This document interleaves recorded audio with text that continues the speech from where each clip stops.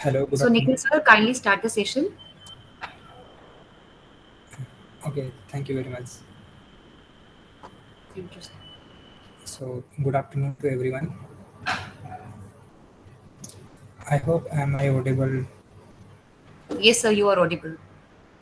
Okay. So, I'm just sharing my screen. Just a minute.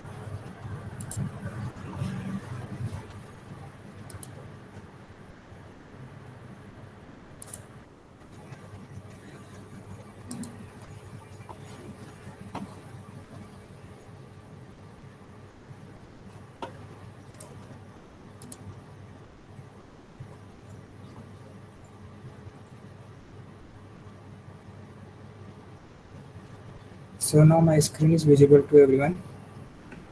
Yes, sir, your screen is visible. Okay.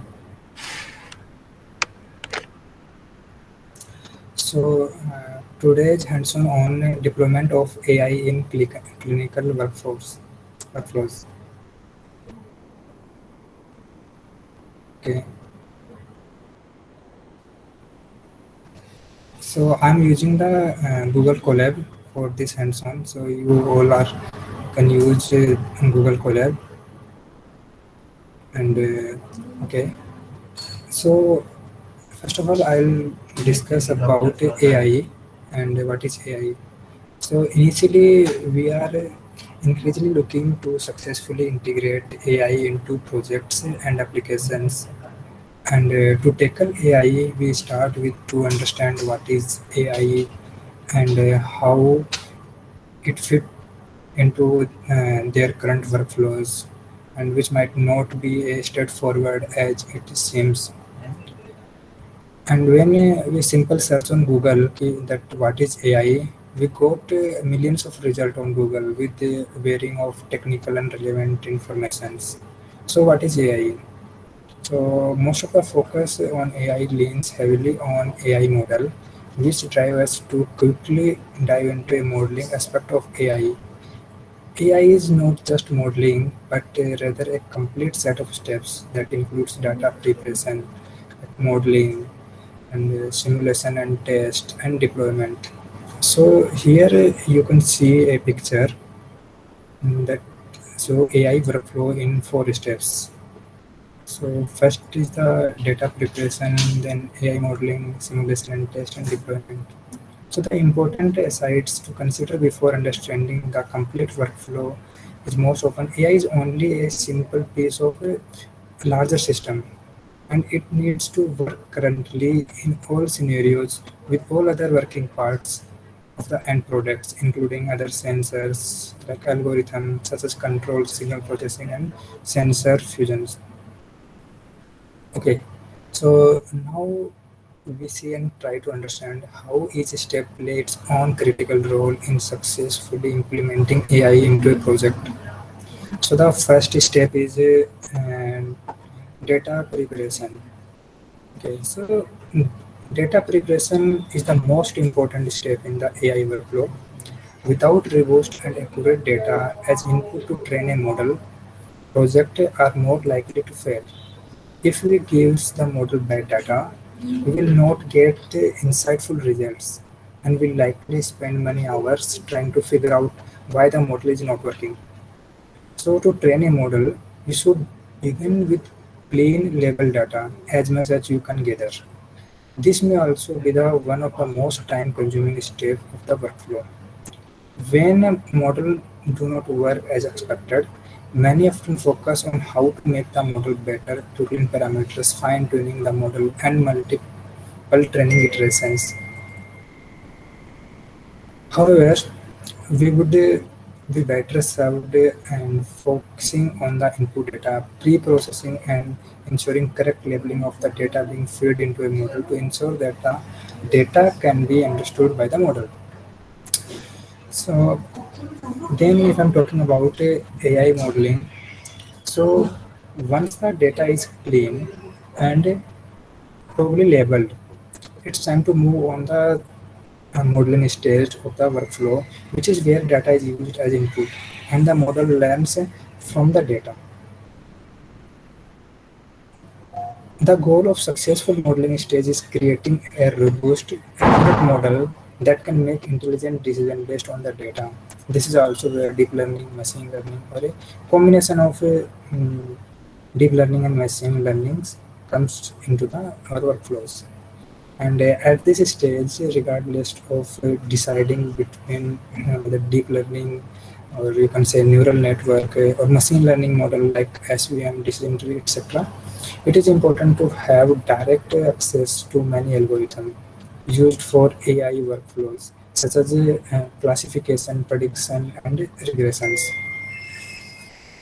And you may also want to use a variety of pre-built model developed by the broader community as a starting point or for comparison. So AI is a iterative steps within the complete workflow, and we must track the change they are making the model throughout these steps. And then next is the simulation and test. So AI model exist within a larger system and must work with all the pieces in the systems. Simulation and testing for accuracy are key to validating the AI model is working properly or not, and everything work well together with other systems before deploying a model into the real world. So to build this level of accuracy and robustness prior to development, we must ensure that the model will respond the way it is supposed to be, no matter the situation. Okay, so if I move to the deployment, so once you are ready to deploy, the target hardware is the next thing. And this step typically require design handler to share an implementation ready model, allowing them to fit that model into the design hardware environment. Okay, so today we will discuss about more on EEG workflow. So for that, for this hands-on, we require a data set. So we have a data set on our Google Drive. So for we use the wget command to get and import the data set. So I just run this command.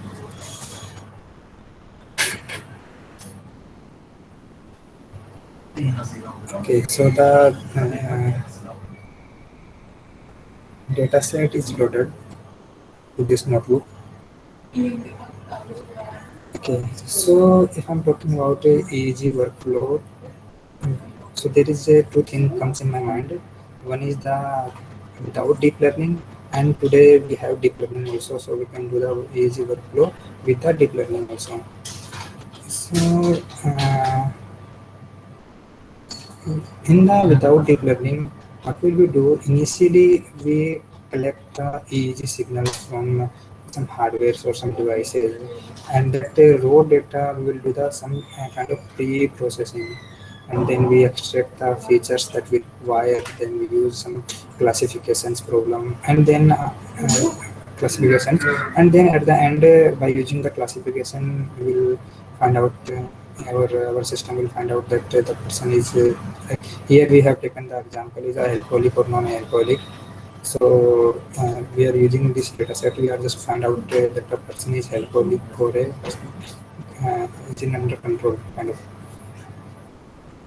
So okay, so first of all, I'll discuss about EEG signals and collecting and importing data from the EEG devices. So the EEG data is collecting using EEG electrodes that I guess you know, and each being in positive or negative and ground terminal respectively.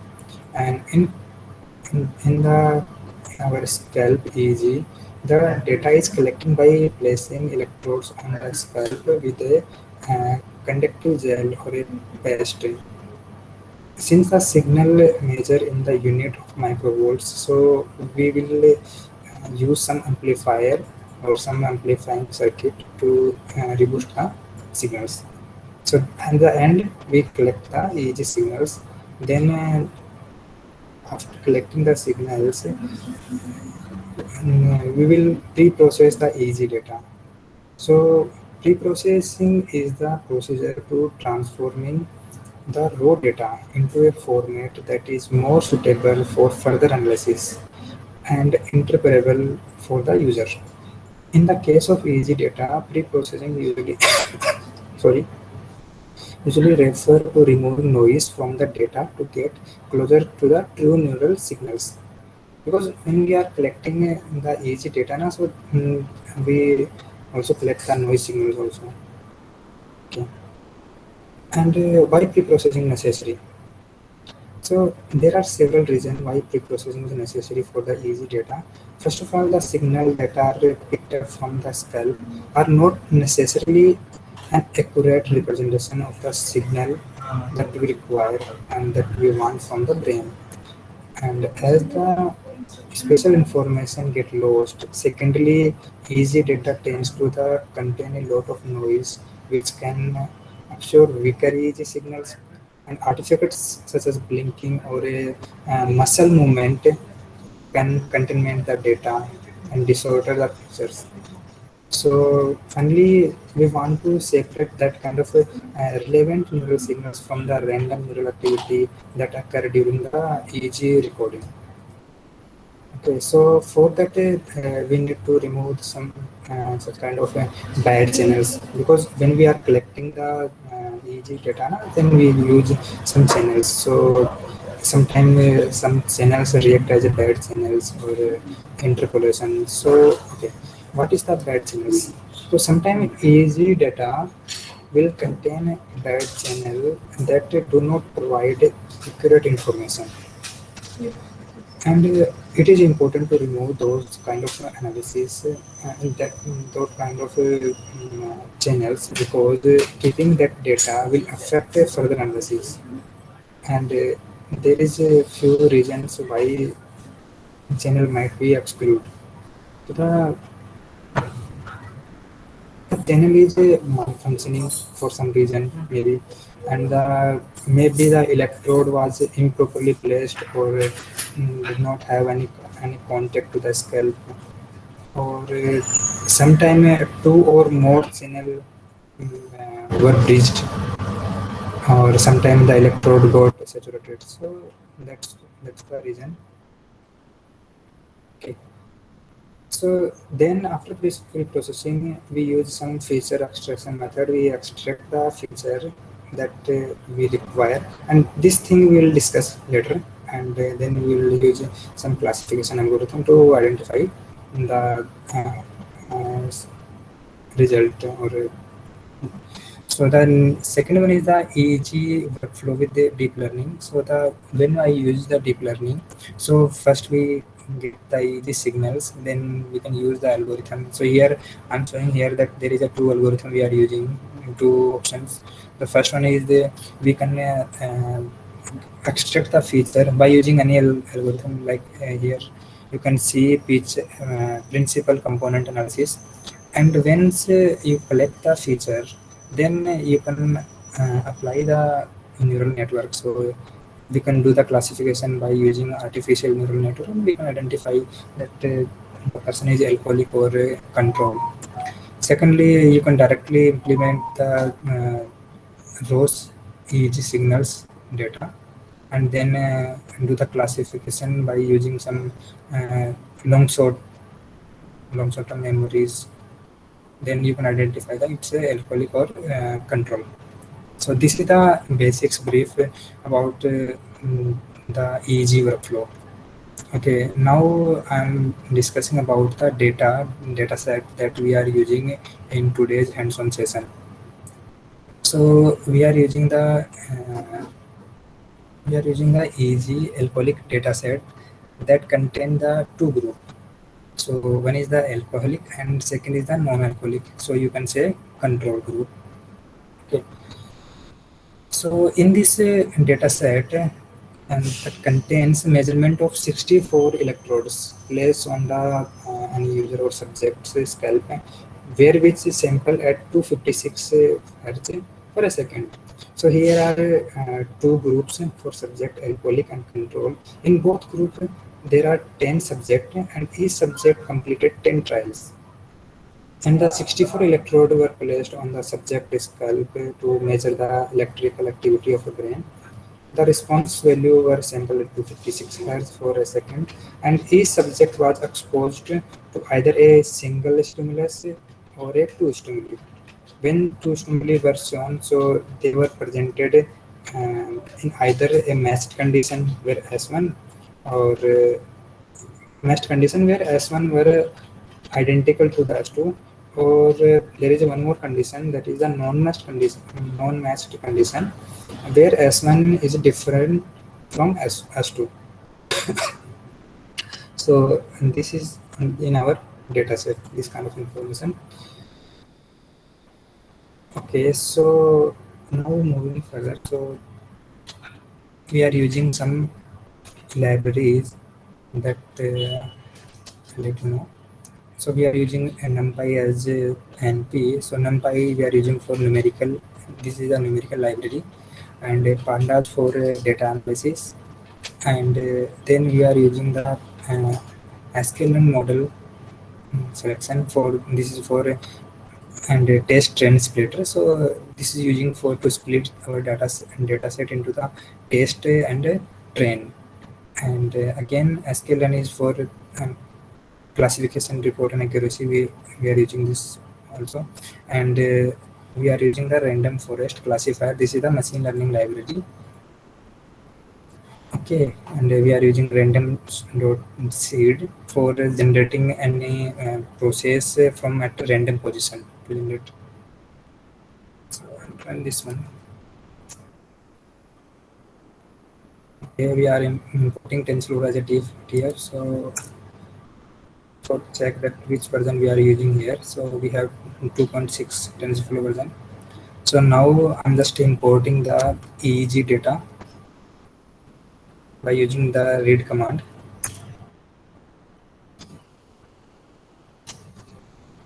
Okay, so the data is imported to our Colab. Now we just check the data that what we have. So in this data we have 1,19,808 rows and 69 columns.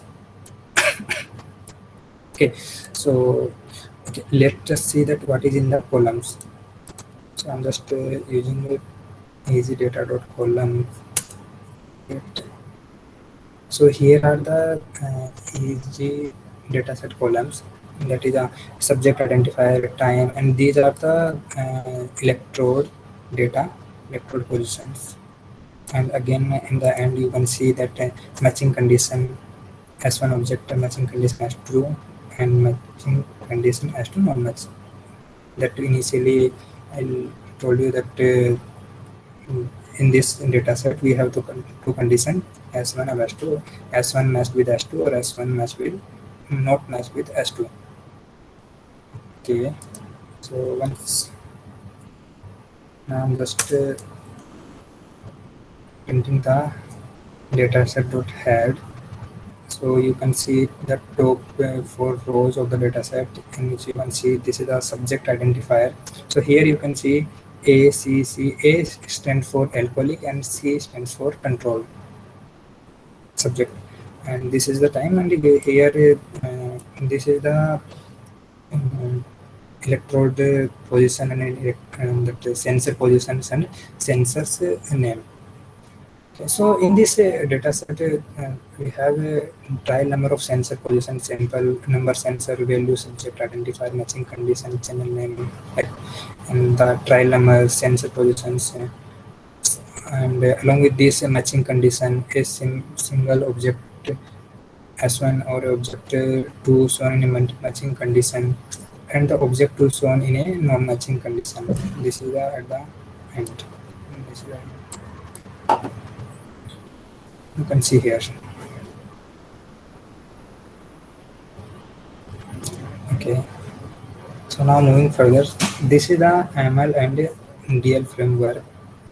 So here are there is a 7 steps of machine learning. So initially in the first step we gather the data, then we prepare the data, then choose a model, then we'll train the data, evaluate, and then hyperparameter tuning, and at the end we'll get the prediction.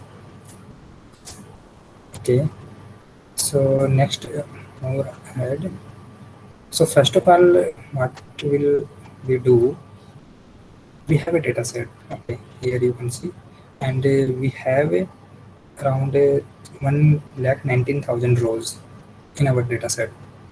Okay, so we just split the data set into two parts, for one for training purpose and one for testing purpose, and we also drop that outcome variable, that is a subject identifier. This is a subject identifier. So this value will depend on that electrode outputs. Okay, so what we are doing here, I'm just splitting the train and test data, and just for training data, I'm just dropping the subject identifier, because this is the independent variable for X.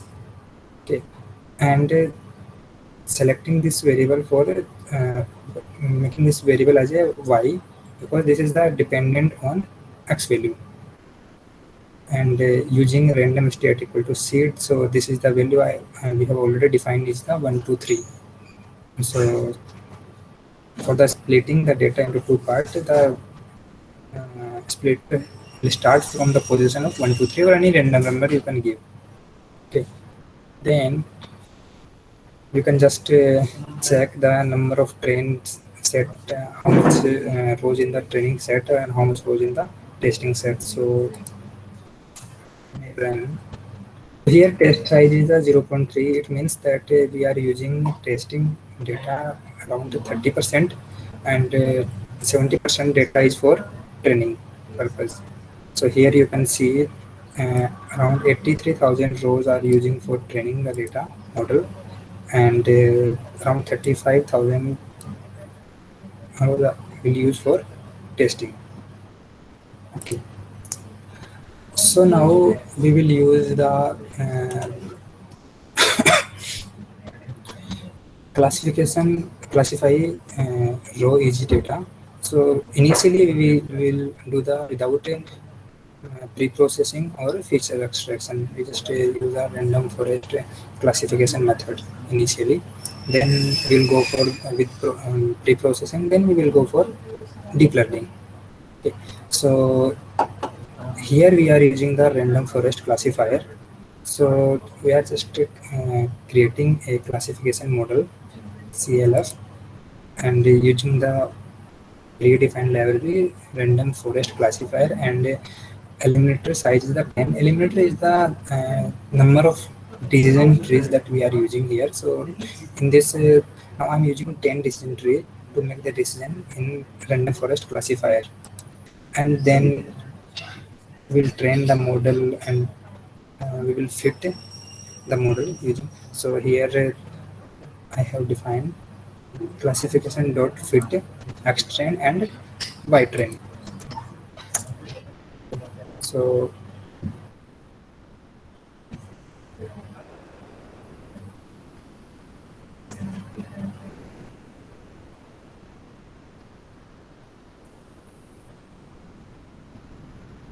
okay, here we can see some random forest classifications parameters that we got. These are the standard parameters that we are providing, and this parameter we are providing automatically, because we are using the predefined function random forest classifier. So these are the standard parameters we are providing, and now we'll try to predict the test data.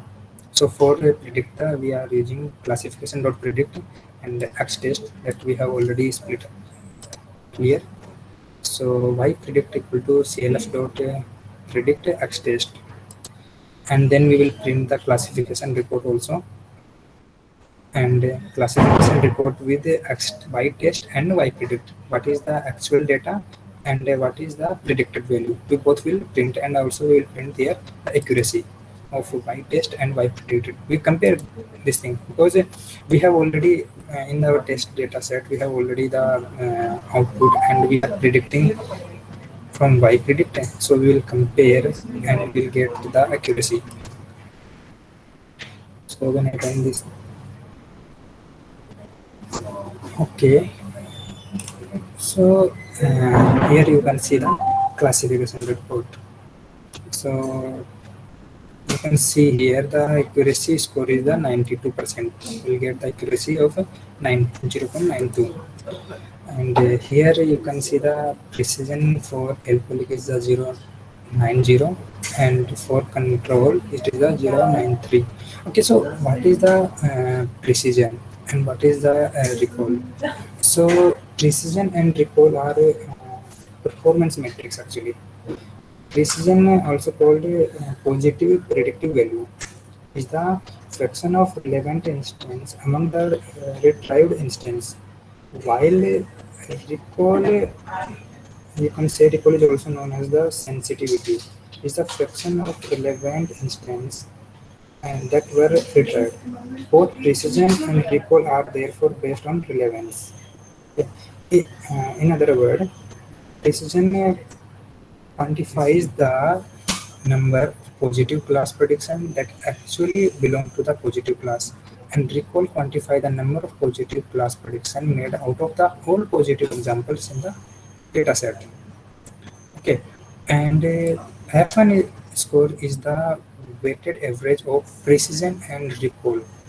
So therefore, this score takes both false positive and false negative into account, and eventually it is not an easy to understand as accuracy, but F1 is usually more useful than accuracy, especially if you have an uneven class distribution. Accuracy works best if false positive and false negative have similar cost. The cost of false positive and false negative are very different. It is better to take both precision and recall. So in our case, the F1 score is the 0.92, and basically F1 score is calculated from the precision recall. The formula is like say the multiplication of recall and precision divided by recall plus precision. Yeah. So here you got the accuracy is 92. Okay, now I just printed the y predicted value.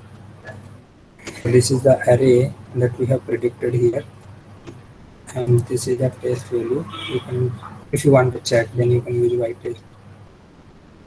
Okay, okay, so we got the accuracy, but now the question is that how this model and how which feature is more important. So we are just checking the importance of feature. As you know, we have already 68 features because we are using 64 input channels, and the three we have conditions, like match condition and match condition and S1, okay, and time also. So based on this, we our model just check that which feature is more important. So by using this command, we are finding the feature importance. So this is the feature, uh, our feature positions. So you can see the importance of the features. Okay, so here you can see some features are less important and some features are more important. See, this is the 0.2 and this is 0.008. This is less importance.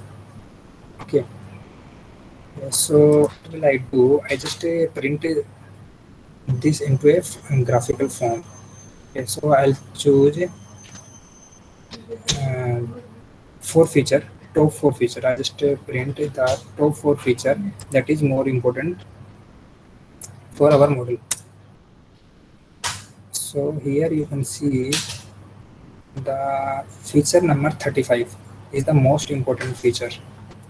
So in our data set, you can identify that which one is the feature number 55. This is, I guess, this was the some electrode values, and sorry, feature number 64 is less important.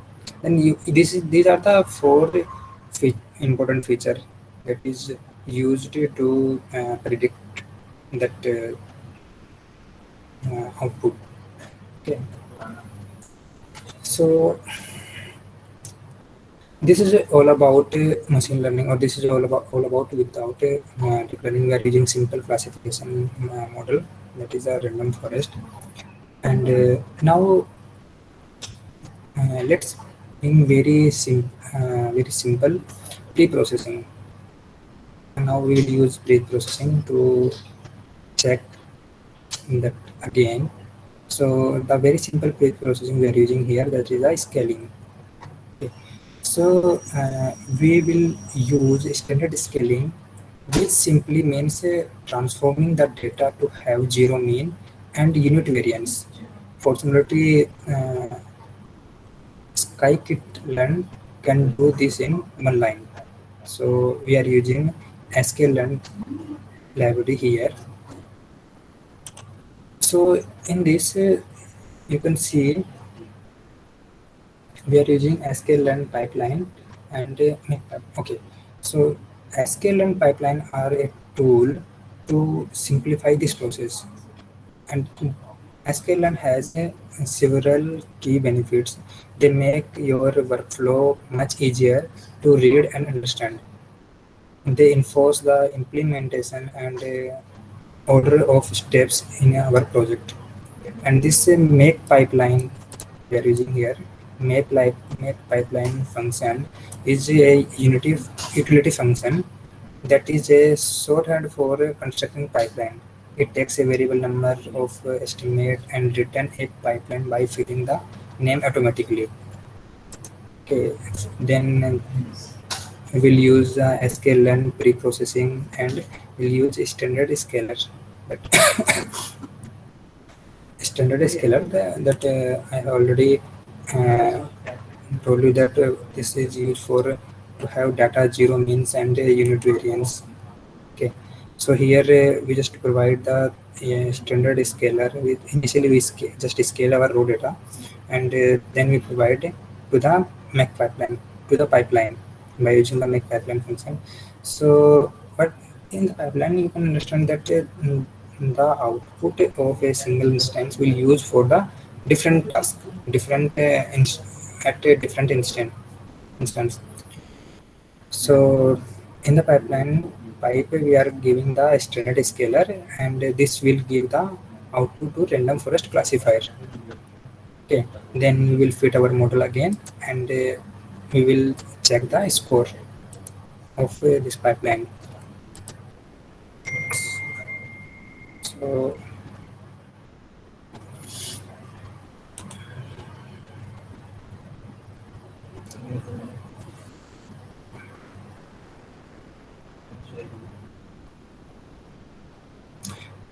it will take around 20 to 30 seconds.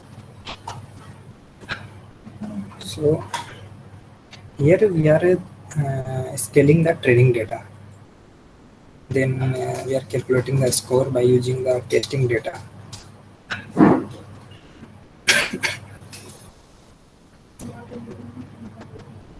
Okay.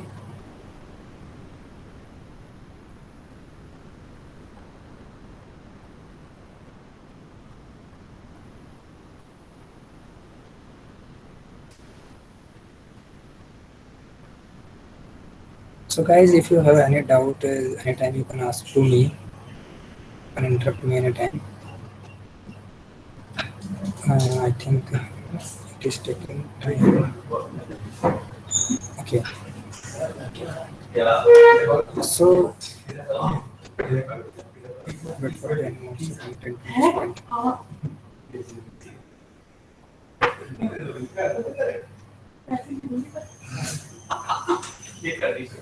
मेरे मेरे भाई जी लोग ने इतना ख्याल रखते हैं ना मेरा ख्याल रखते हैं कभी कभी मेरे भाई मुझे मौका दिया था तुम्हारा तो ये अच्छा उधर भाई ले रहे है ना लेकिन देश अब इस मैसेज कहां है ठीक है बस नहीं सबसे पहले मैं आके आपके Okay. So here you can see the score is then 0.95. So the accuracy is improved, because you can see from previous one where the accuracy is 0.92, and here we got 0.95. So you can say the accuracy is improved, and that is because usually all machine learning works better with the Gaussian distribution, which is basically assumed in many of the algorithm and obviously found in real world more often than not. Okay, okay. Then let us see some features now. Instead of working on raw easy data, which is in time domain, let us transform it to the frequency domain.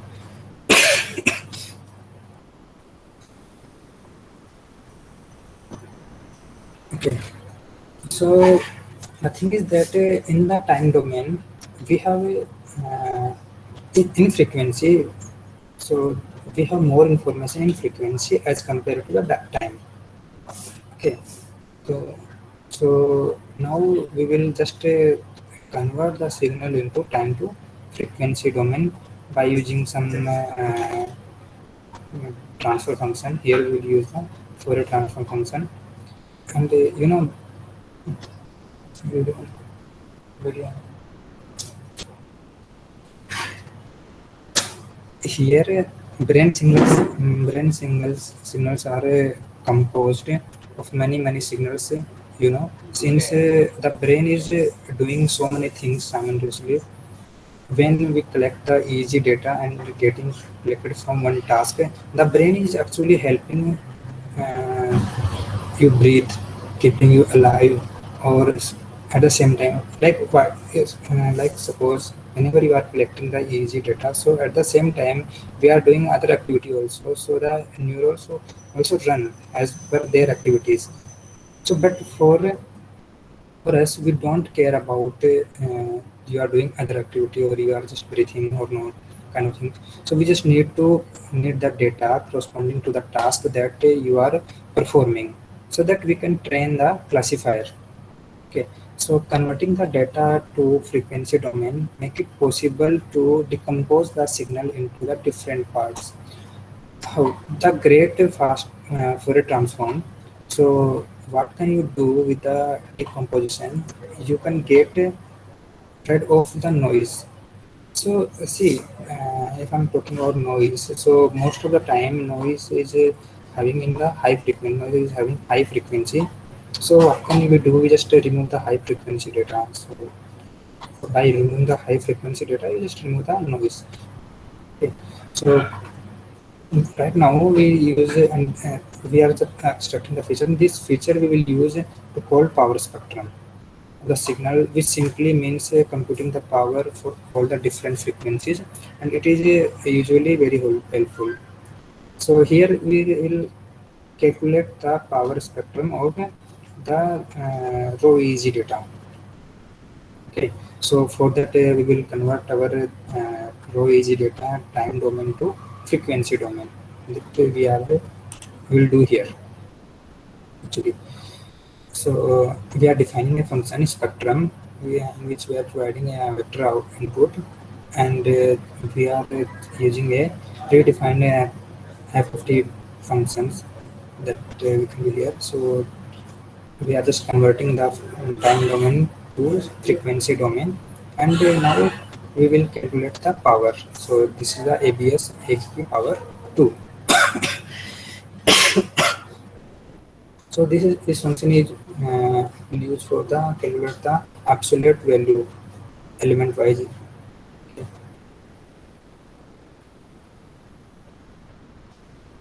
Okay, then this will return the power spectrum. And here again we are using SQL and pre-processing libraries, and we import the function transfer function. So the function transfer function is forward. It's a x value or x arguments to the user defined function or a function object, and return the result to this function. This is useful for stateless transformation, such as taking the log of frequency or doing some custom scaling. So in other words, we can say we are just doing the scaling here. Okay. So then we will provide the data to the pipeline, and so now you can see here we are using this function transform, and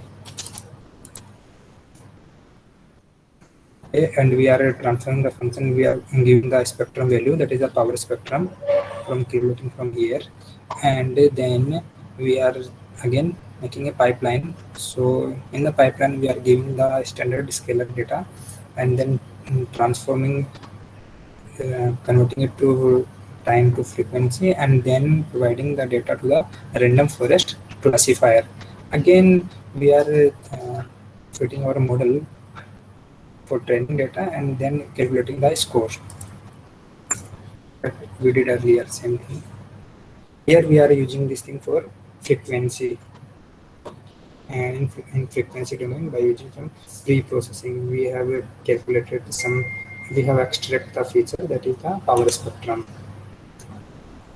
Okay, so just a minute, we are getting the score of pre-processing and by using the pre-processing.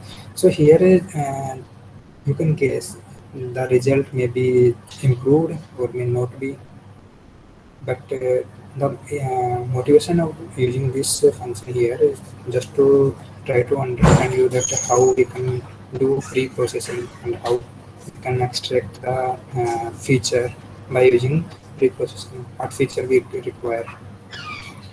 Okay. So it will again taking time.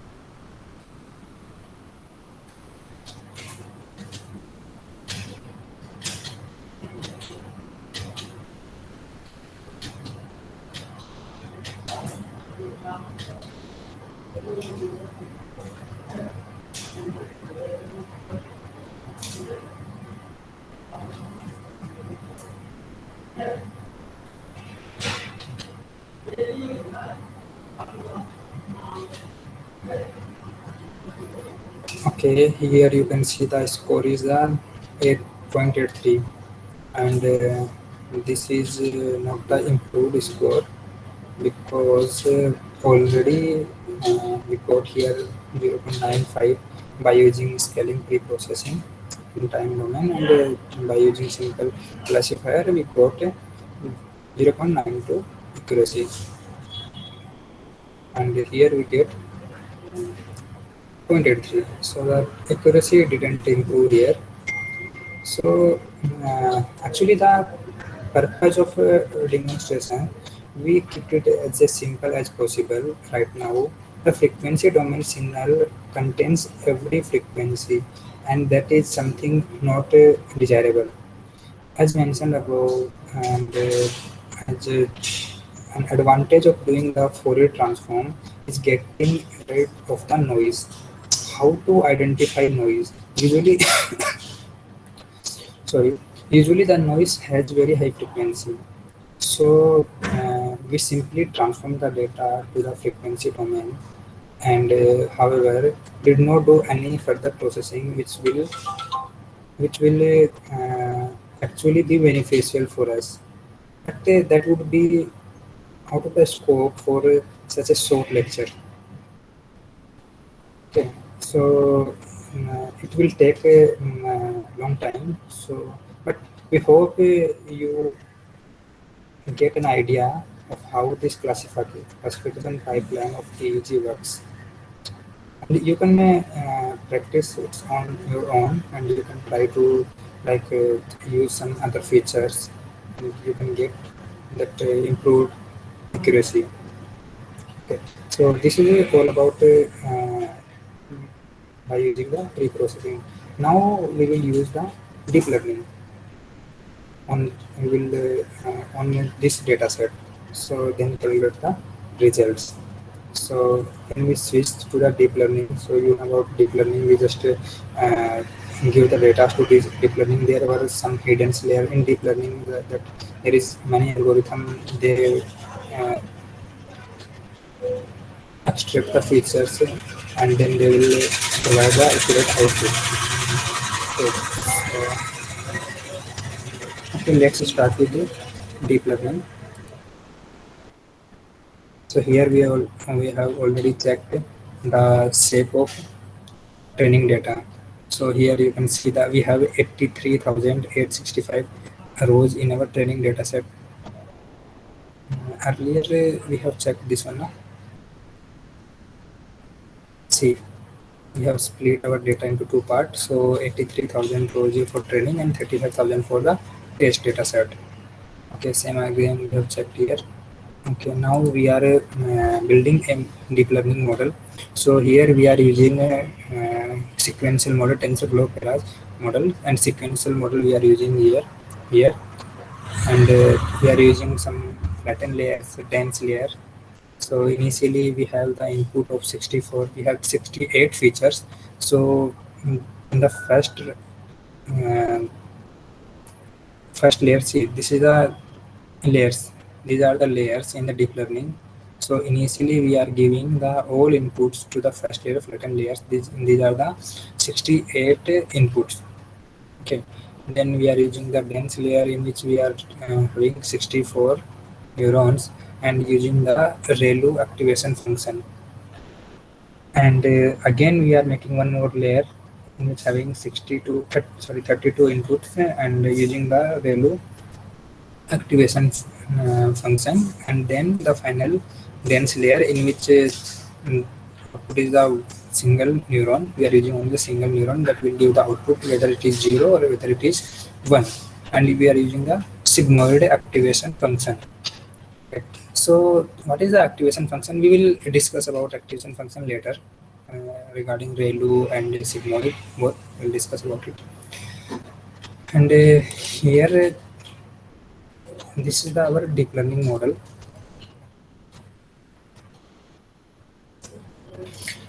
Okay, now we are just compiling this model. So for compiling this model in deep learning, we require the optimizer. Or here we are using the ADAM optimizer. So what is the use of ADAM? What is ADAM is doing? So the ADAM optimizer is an adaptive moment estimation. Is an algorithm for optimizing the techniques for that we are using gradient descent. Okay, this method is really efficient when working with a larger data problem or larger problems in which having a lot of data or a lot of parameters, a lot of features. Then we can use a ADAM optimizer, and it require less memory and it is very efficient. Okay. And the ADAM optimizer is the combination of gradient descent with momentum algorithm and the RMSP root mean square algorithm. Okay. Then to calculate the loss, we are using here binary cross entropy. So the binary cross entropy, actually binary cross entropy compare the each of the predicted probability to the actual class. Which can be either 0 or 1, and it then calculate the score, that is analyze the probability based on the distance from the expected values. That means how close or far from the actual value. Okay, and now we'll calculate the accuracy. So when we run here, okay, our model is trained while now. Okay, this is our training data. It is not required. Now we will go for to fit our model. So we'll use model.fit xtrain. We are giving xtrain white-train, and we are using 5 epoch here and using 64 batch size. Batch size is the simple that we are giving the 64 data at a single batch. Okay, so here we get a error. Okay. The error we are getting here because so here you can see white-train value. White-train value is the in a string form. It is the AAC, but in the deep learning, it should have in a integer form. So we have the here two option only. Here is the A and C. So what will we do? We just convert this string into a integer. So we will convert it by using this function. We are so the next byte train is the one if value is A, and if value is not A, then it will print 0. Okay, so we are just converting the byte train, and now the value of byte train we are putting into an array. So here you you can see the byte train value is the AACA in this form, and now here you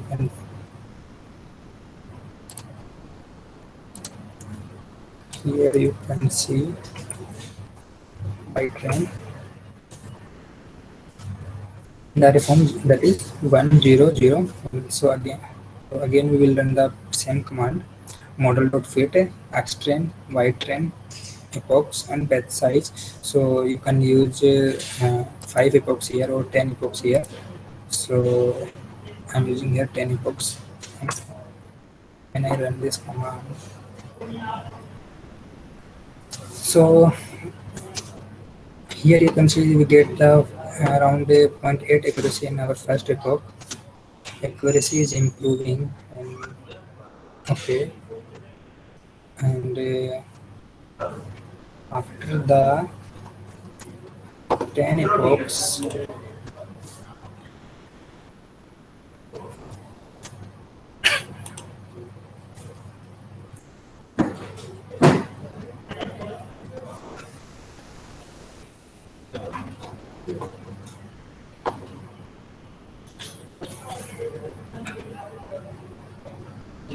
okay, after the 10 epochs, you can see that we got the accuracy is around 0.98. Okay, so this is here we can improve the accuracy. This is the best method that we did here. Okay, so now we just evaluate the model. For first of all, we have changed the byte train value into the integer form of array, and so now we need to change it for test also, because right now we have the uh, test in which we have A and C. So now we are converting into an 0 or 1 form. Now we are evaluating the model. So when we evaluate the model, you can see the here 97 accuracy, 0.97. So this is a best way to do the prediction of given data set. But here the other objective of this lecture is to show the pre-processing, how pre-processing important, and how pre-processing is working. So here you already have seen that we have used only a single feature extraction, that is the power spectrum, and before that we use that pre-processing scaling. So in different ways we calculate. So you can improve the accuracy by using pre-processing, also by using some other feature extraction. Without deep learning, you can improve the accuracy. Okay.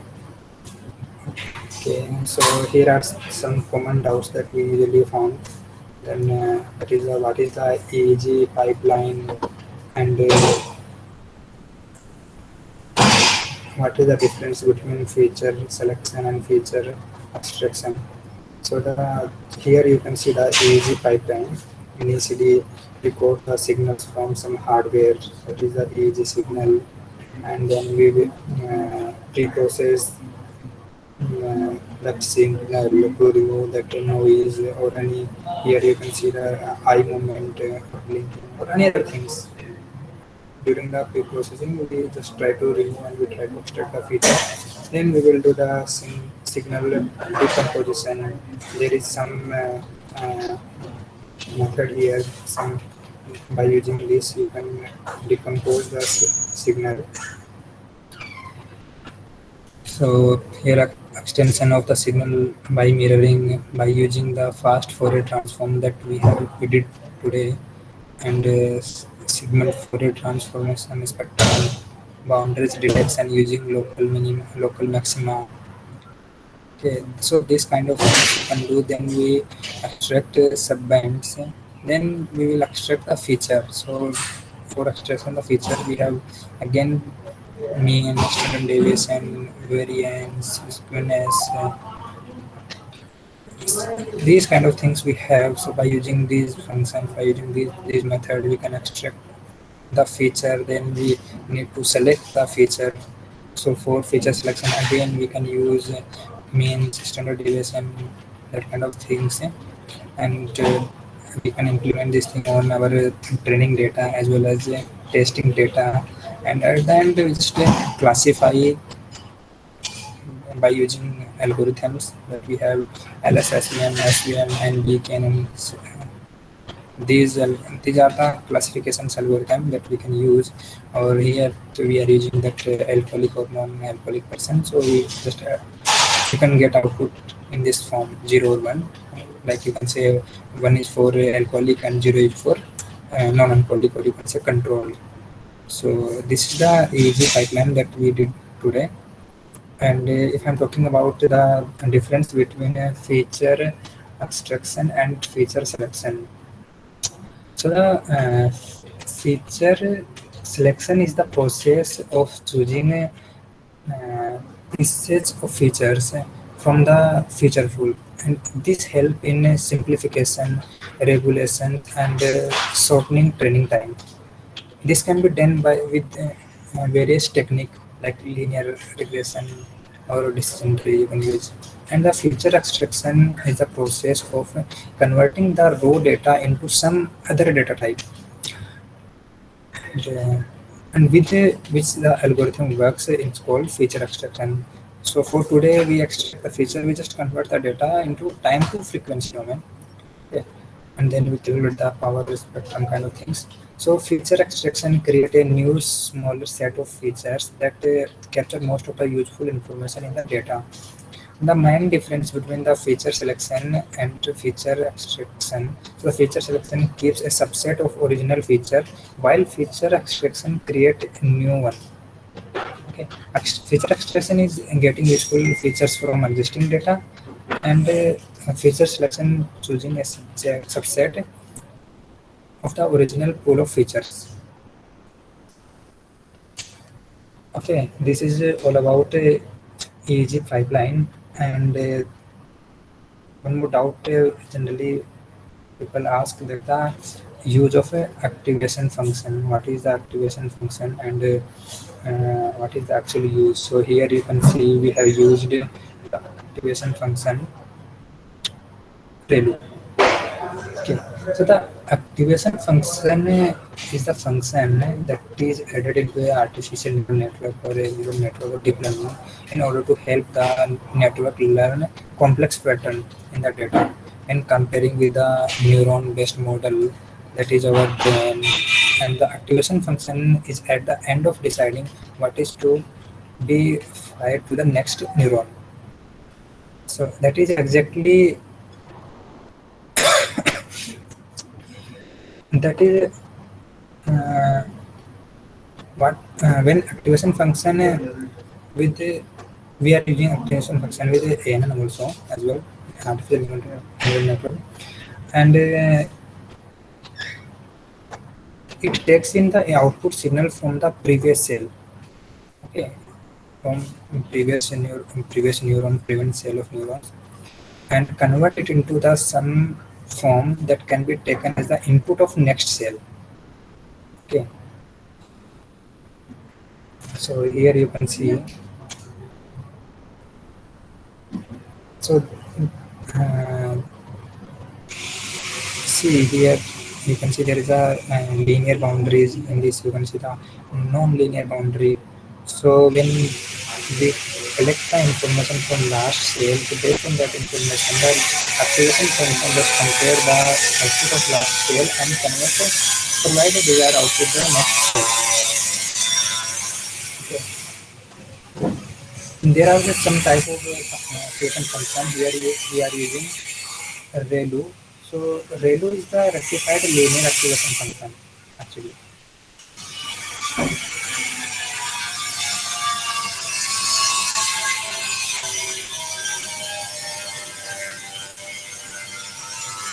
Okay, and that will provide the result input directly if it is positive, and otherwise it will give the output of 0.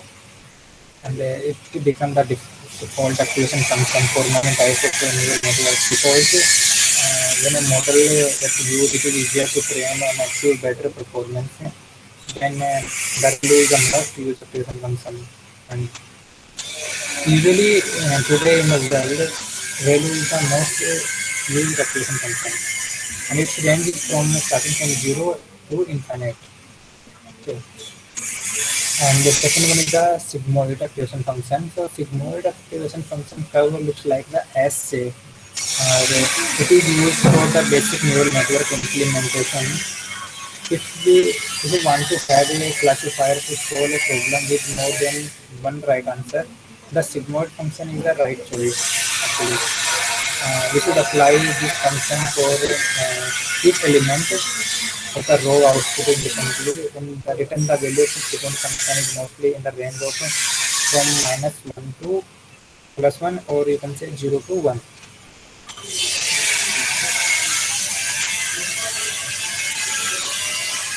Okay, so this is all about the activation function. I think this is done from my side. If you have any question, you can ask to me.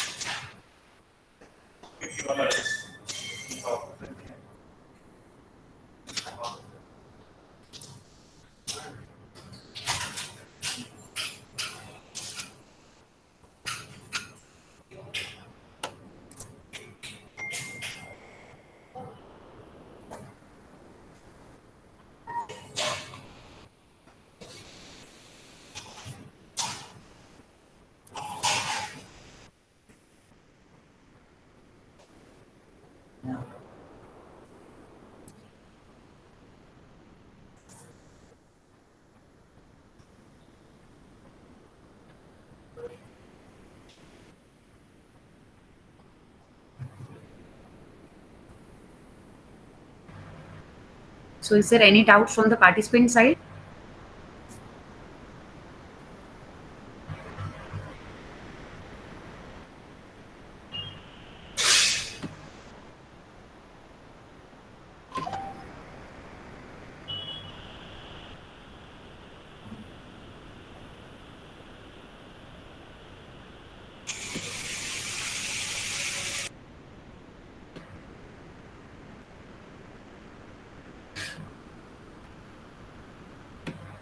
So thank you so much, sir.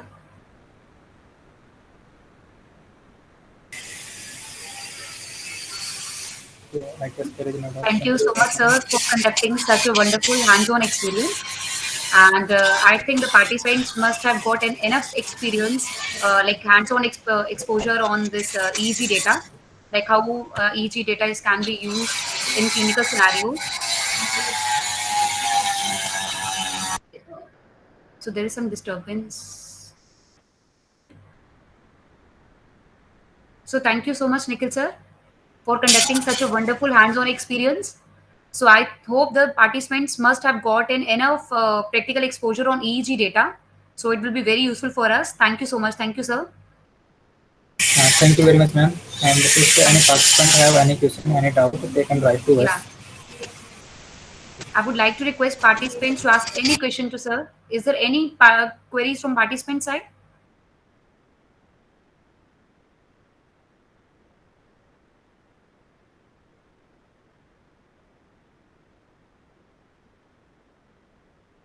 Thank you, sir. There's no more queries in the chat box. So thank you once again. Okay, thank you, ma'am. So I would like to request participants to kindly turn on the camera so that we can have a pic.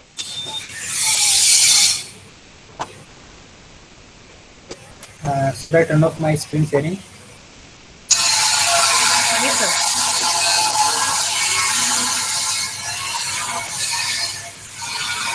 So I humbly request all the participants to kindly turn on their camera.